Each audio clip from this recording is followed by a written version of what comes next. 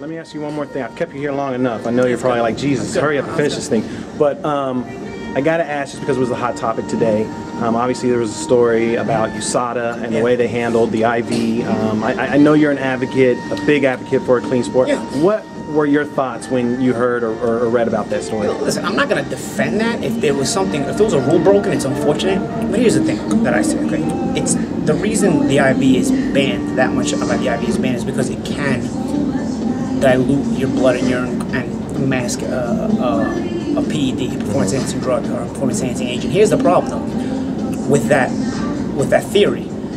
They had already been tested throughout camp, and they'd already passed the tests throughout camp. So what could Floyd possibly be taking the night before a fight that will make a huge difference in his performance? You know what I'm saying? Like, what's there to mask at that point? If you haven't done anything the whole time, anybody that understands anything about performance enhancing drugs, it's not really anything you're going to take that's going to mask, that you need to mask the night before the fight. That's going to take, anything you take has to enter your bloodstream, enter your system, and it's going to take weeks or months to actually take effect into your performance. You know, what after being clean the whole camp, what was he really taking the night before? Now, granted, this probably tells us that Floyd has a little bit more trouble making weight than he wants us to realize, you know, because you wouldn't be needing these IVs if. But at the end of the day, is that the worst thing in the world, that you have more trouble making weight than you want us to think? Right. I mean, I think all fighters have more trouble than people think making weight. You know what I mean? I know I do. You know, so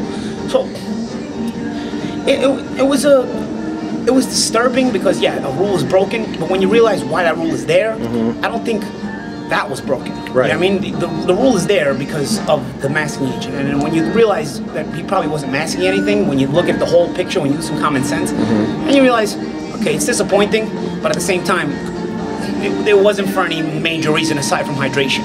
You know? Having said that, bro, I'm gonna go into one more, okay? Because when I fought Shawn Porter, we did the IBF weigh-in the next morning. Okay, we did the IBF weigh-in the next morning, and I outweighed Shawn Porter in the morning.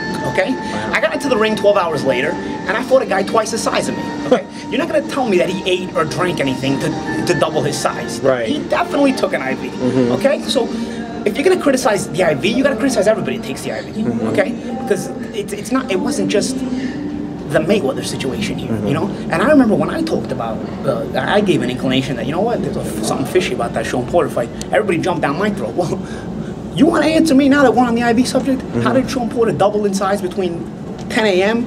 and 10 p.m.? That's true. I'm still curious, because I know what he weighed for the IBF weigh-in. I weighed him more than him at the IBF weigh-in in the morning. You know, because the IBF has the next day weigh-in. So I'm still curious myself. I think it's pretty obvious, though. You cannot eat or drink that much in 12 hours. You know what I mean? The only thing that will double your size like that or make you that big in a short amount of time is the IV. So did you guys have USADA testing? No, we didn't have USADA testing. Weren't you supposed to? We were supposed to, but it was like fight was signed like 5 weeks before, and I was told, and you know what? In the end, I was like, you know what? I'm not gonna blow this payday over this. In my mind at that time, granted, it was a lesson learned, but in my mind at that time, I was like, whatever. I want it, but it's not gonna happen. And what am I gonna do? Walk away from, you know, this kind of a payday? You know, it's a world title fight.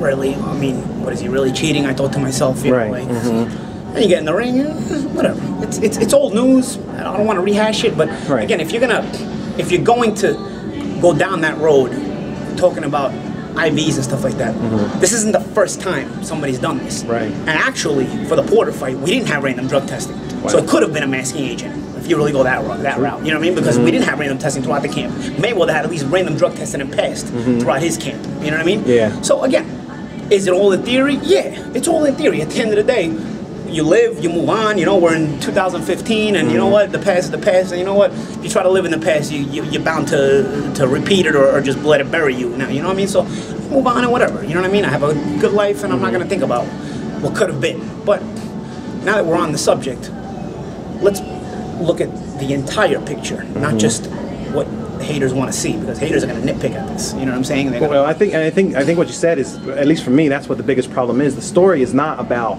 Floyd Mayweather. The story is about USADA and whether or not they're doing everything the right way, whether it's for his fight, whether it's for the Morales fight, whether it's Peter Quillen, Winky Wright, whatever it is. There's a lot of instances where, you know, you can point to and say, you know, we got to find a better way of doing this. And I think that's kind of what's getting lost, because the headlines are all Floyd Mayweather, Floyd Mayweather, Floyd Mayweather. Yeah, you know? And again, I'll say it again. He did random drug test throughout camp, and he did pass. So, what are you gonna take the night before the fight that's gonna really make that much of an impact on your performance that you need to cover?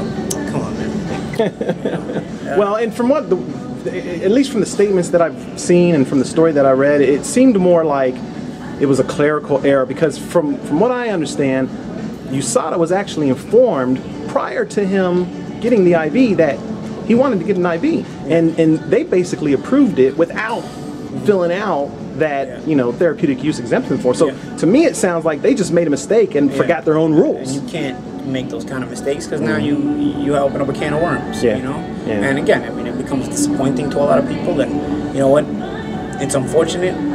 I don't think it made an impact on the fight.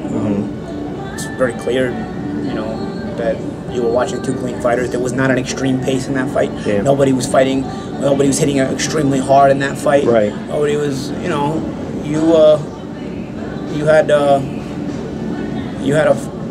had a fight that was clearly between two clean fighters. You know what I'm saying? And it's funny, I'm thinking about it. The kid I was sparring today, he was one of the kids that was brought into the Pacquiao camp. Oh, really? Yeah, and it was for the Mayweather fight, and he was saying how they sent him home because they thought he was a spy for Floyd. When he said he wasn't. Who was it? Kenneth? I don't want to say his name. True. But at the same time, I was like, he was saying, how he was in the gym back in the day when Pacquiao was damn near taking people's heads off, in his words, and he's like, this time he goes, he wasn't even looking good the whole sparring, you know what I mean? Like, and I'm like, yeah. Random drug testing, maybe. Wow. So it was funny, but yeah, they sent. I remember, he was telling me how they sent him home. We were talking about it a little bit today, with the Floyd fight coming up and all that. Yeah. Wow, that's crazy. Well, Paulie, I'm gonna let you get out of here, man. I could. You're one of the best interviews in boxing. You probably are the best interview in boxing, to be honest with you. So there's a billion questions I can ask you about a ton of other fights coming up, but I gotta let you get out of here. But I did want you to go ahead and I know you've got your podcast that you're doing and stuff like that. Let the fans know all about that. From Brooklyn to the World, it's Paulie Malignaggi from Brooklyn to the World. It's me and my right-hand man, Peter Cards. We're getting a lot of momentum, man. We got a lot of followers. It's been doing really well. It's on the CBS networks of podcasts. You can find it on iTunes, or you can find it on Play.it. And we rant about everything. It's not just boxing. I mean, we just go. As the show starts, we just go. And so it's funny. It's comical. It's insightful at times, I guess. but just check it out. Yeah, definitely check it out. Anything Paulie Malignaggi says is definitely worth listening to. Yes, sir. All right, man. I appreciate it, bro. Thanks, man. Come on, let's go out, man. Fucking.